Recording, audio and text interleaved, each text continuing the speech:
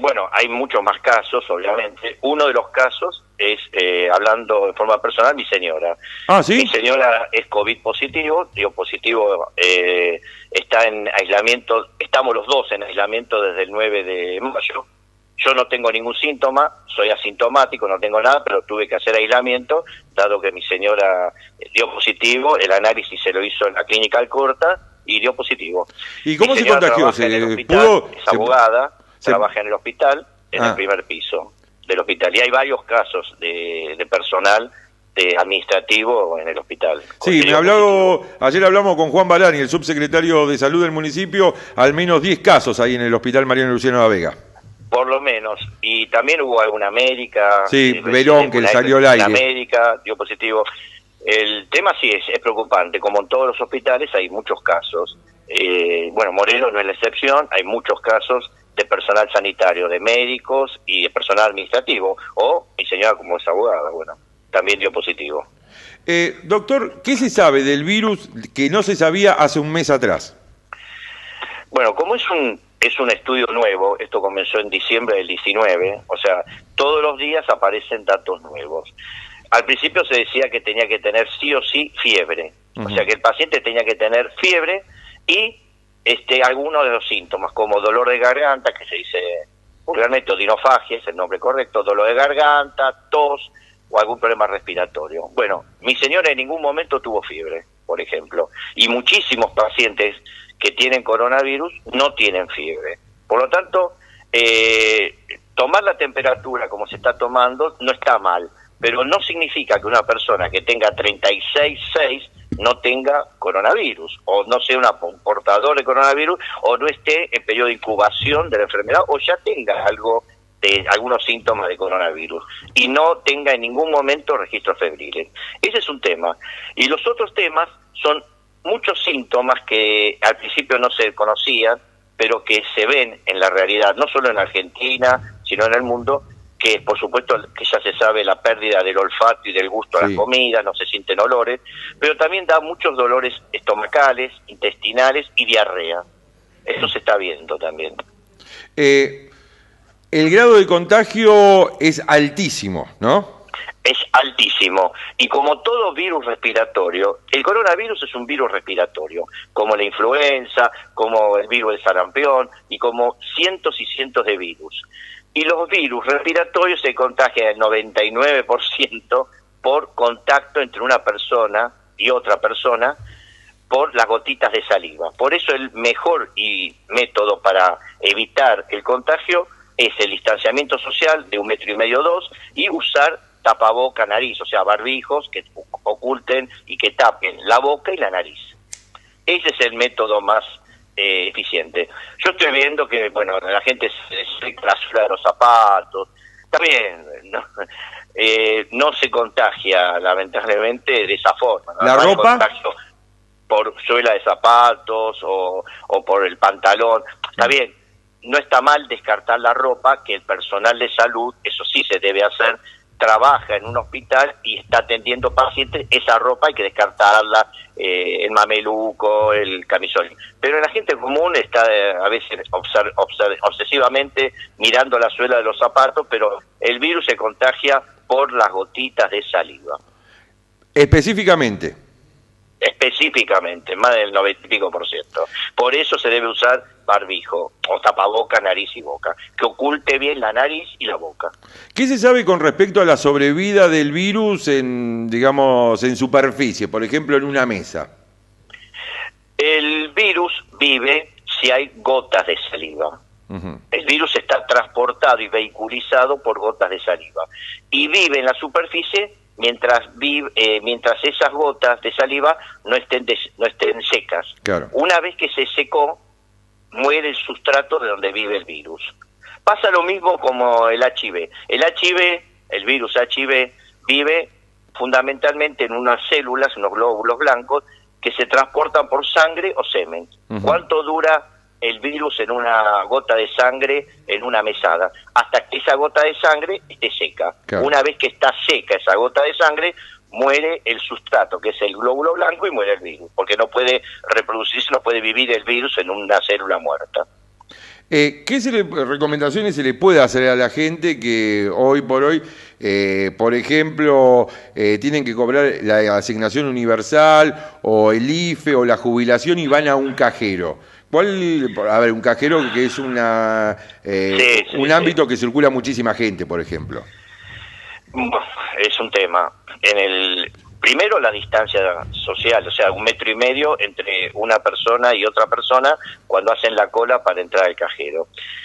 Lo que usted se refiere, me imagino, que debe ser el hecho de tocar el teclado. Exactamente.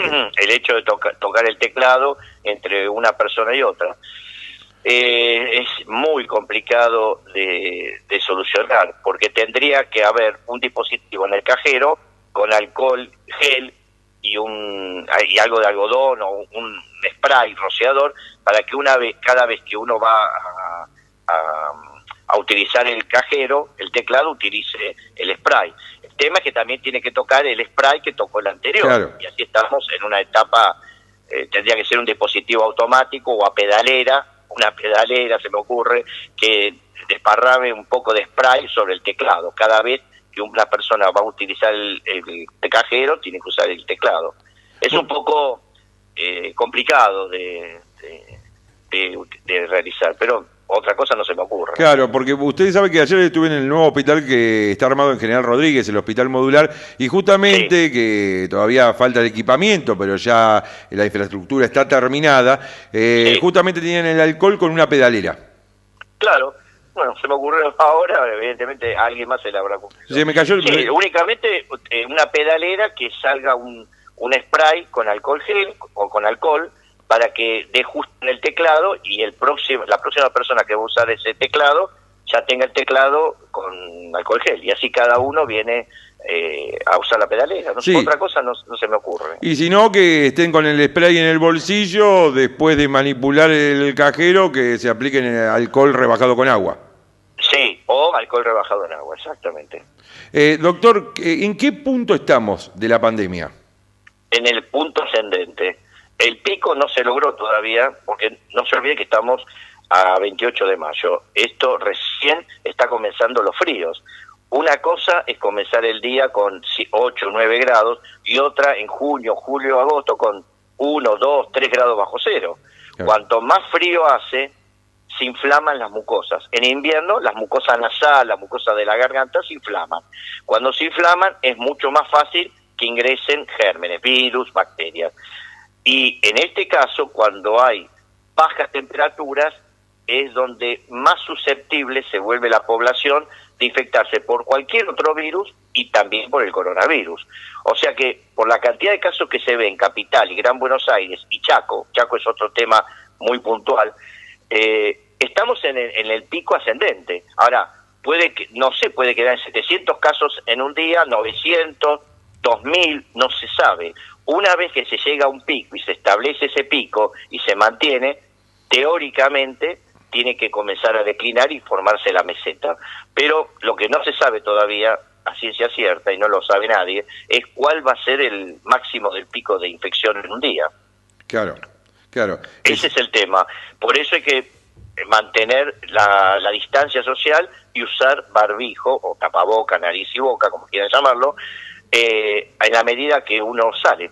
Apenas sale, tiene que usar de su casa, tiene que usarlo, no hay otra forma. No, y aparte, a ver, va a quedar, me imagino, ya la situación del barbijo, del tapaboca, como algo cultural que vamos a tener que incorporar cuando empiece a hacer el frío. Digo, no solamente este año.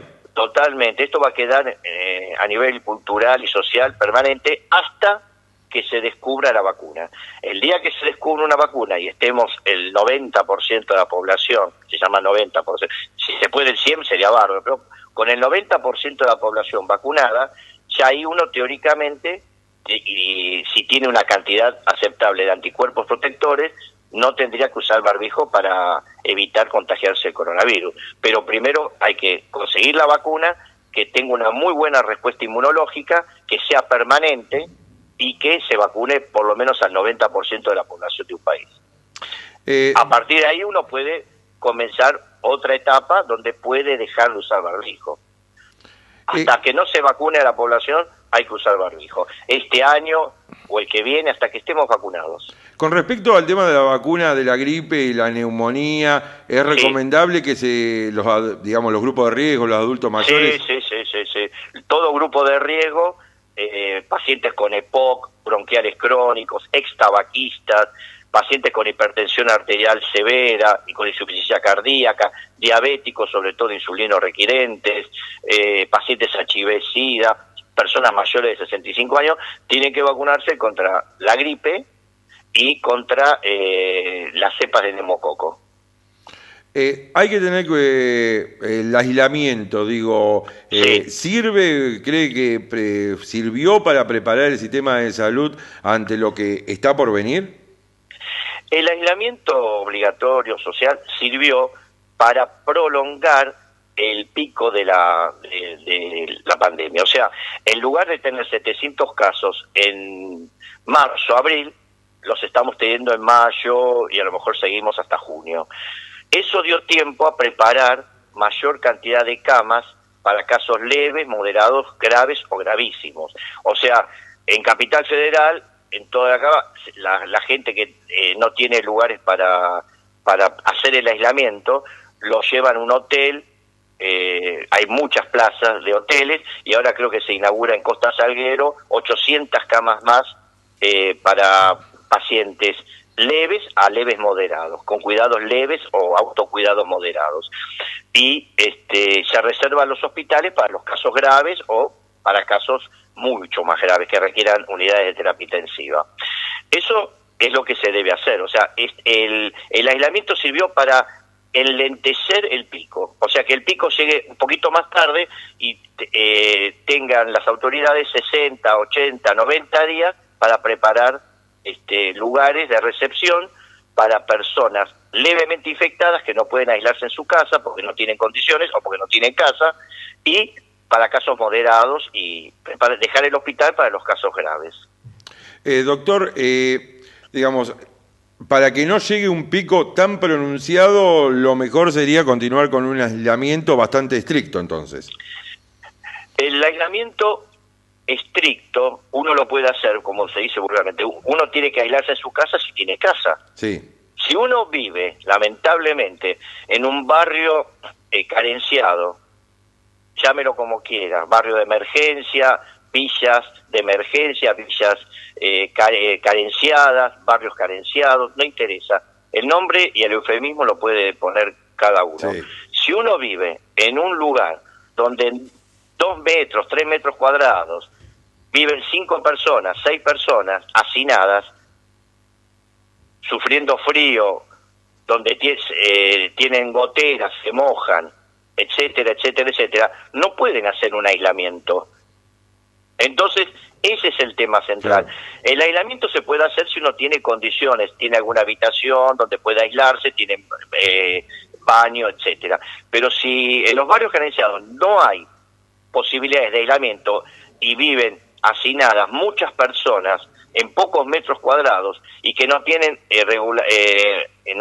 servicios esenciales como agua corriente, cloaca, Sí. etcétera, entonces es muy difícil lograr buenos números de aislamiento.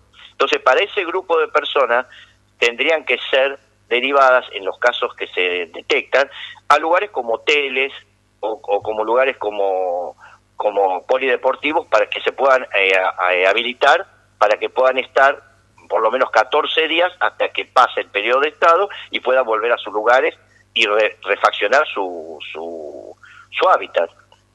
Y erradicar de una vez por todas todos esos barrios carenciados. Sí. No mejorarlos, erradicarlos, que no es lo mismo. Sí. No es dar chapa y colchón. Chapa y colchón hace por lo menos, desde que yo soy chico, se le da chapa y colchón. Sí. Chapa y colchón es fácil. Cuando hay una inundación, cuando hay algún problema, chapas y colchones y bolsa de comida. No, es hora de erradicar y hacer viviendas correctas, que la misma gente empiece a trabajar, la misma gente comience a trabajar en los barrios, que hagan sus propias casas, que se le den créditos blandos a 20 años, pero que empiecen a hacerse una buena infraestructura para que tenga por lo menos un hábitat mínimamente acorde. Claro. Doctor, De lo contrario, esto va a seguir, porque hoy es el coronavirus, mañana puede venir otra epidemia con otro brote de otro virus. el cólera, por ejemplo. Hola. Hola, sí, el cólera, por ejemplo, le decía. No le escucho. El cólera, por ejemplo. El cólera lo tuvimos nosotros Claro. en el hospital, en el viejo hospital cuando era municipal. Trabajamos mucho en el comité de infecciosas con Oscar Petrini, el doctor Oscar Petrini y yo estuvimos a cargo, y preparamos un sector para cólera. Tuvimos un solo caso, creo, sospechoso, de una persona que había venido de pasar fin de año en Bolivia, y creo que ahí mismo se hizo un bloqueo en el barrio y no hubo mucho más. Pero puede ser cólera, puede ser otras virosis respiratorias. El tema es que todas estas enfermedades infecciosas siempre atacan más y más gravemente a los más pobres, a los que no tienen vivienda, a los que no tienen agua potable, no tienen servicio de cloaca, etcétera, etcétera. Y están hacinados en un habitáculo de 2x2. Claro. Doctor, por último, ¿cómo está la clínica Alcorta hoy preparándose para el pico? La Alcorta, dentro de todo, está muy bien preparada. Yo me ocupé personalmente de hablar día por día con cada uno de los médicos de guardia. Hicimos reuniones con cada médico de guardia de cada día, de lunes a lunes, con todas las enfermeras de la clínica. Hicimos varias reuniones con enfermeras de terapia intensiva, de piso, etc., con personal que no es enfermería, personal de limpieza, personal de cocina, administrativas, en fin, con varios médicos. Con todo el mundo hicimos todas las reuniones y las seguiremos haciendo todas las que sean necesarias para aclarar alguna duda o solucionar problemas. Por el momento, gracias a Dios, no tuvimos ningún personal infectado con COVID, o sea que las normas se siguen cumpliendo en forma estricta. En eso no hay que tener ninguna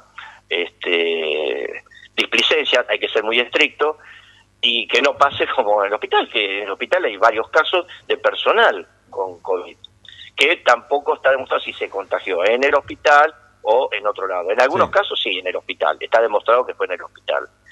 Pero bueno, hay que tratar de que las normas sean estrictas, se cumplan a rajatabla y se den las normas a cada uno de los personales que están en la trinchera, sobre todo en la guardia. La guardia tiene que estar informada día a día y tiene que haber comunicación directa con cada uno de los médicos, enfermeras y administrativos que están en la guardia. Doctor, ¿ya han tratado casos de coronavirus aparte del de su señora? ¿Cómo? Que han tratado casos de coronavirus aparte del de su señora. Sí. ¿Cuántos casos han atendido? No, atendidos en la clínica Alcorta, sí. No hubo pacientes confirmados de coronavirus. Asistidos con síntomas, más de 35 que se les realizó el hisopado y después se demostró que era no detectable. Uh-huh. Positivo, mi señora, que no trabaja en Alcorta, que trabaja en el hospital, en el área de legales, es abogada, y sí se hizo la serología, se hizo el hisopado y los análisis en la Alcorta, por su obra social. Perfecto. Doctor, le agradezco muchísimo estos minutos, le deseo una pronta recuperación a su señora esposa. Ya está mucho mejor, pero todavía en convalecencia. ¿Y cómo te transitó la enfermedad? ¿Fue complicado? En el caso de ella sí, porque no tuvo fiebre. Ella tuvo fundamentalmente al principio dos síntomas muy importantes, que son el dolor de garganta y los dolores musculares. Si uno lo ve sin hacer los análisis, parecía más dengue que coronavirus. Tenía muchísimos más dolores musculares en todo el cuerpo, o sea, en los brazos, en las piernas, en la espalda. Tenía tremendos dolores musculares y el dolor de garganta. Nunca tuvo picos febriles y tuvo algún pico de hipertensión arterial, o sea, tiene alguna descompensación a nivel de hipertensión arterial. O sea que ahora ya no tiene dolor de garganta, ya no tiene dolores musculares, pero tiene una descompensación de presión arterial, que la estamos evaluando con el cardiólogo, que es el doctor Daniel Bender. Y están en convalecencia, o sea, ya está en la fase de meseta para abajo, pero todavía en reposo, con reposo domiciliario, en aislamiento. que también, repito, tuve que hacer yo, a pesar que no tengo síntomas, no tengo ningún síntoma de corona, estoy asintomático, pero tuve que hacer por lo menos 14 días, ya llevo 18 días de reposo, de aislamiento. Y usted se hizo el hisopado y no le dio positivo. A ella le dio positivo, sí. Y a usted no. No, yo no tengo que hacérmelo, porque no tengo ningún síntoma. Cuando se hace el hisopado, se llena una planilla. Y en la planilla figura si tiene fiebre, dolor de garganta, problemas respiratorios, diarrea, etcétera, etcétera. Yo no tengo nada, cero. Entonces, con esa planilla en cero, no me aceptan para hacerme el hisopado. Mire usted. Doctor... O sea, tengo que tener por lo menos 2 síntomas. De esos hay como 12 síntomas. Yo no tengo ninguno de los 12. Perfecto. Bueno, así esperemos que por continúe. Por eso no me hice el hisopado, si no me lo hubiese hecho, no hay ningún problema.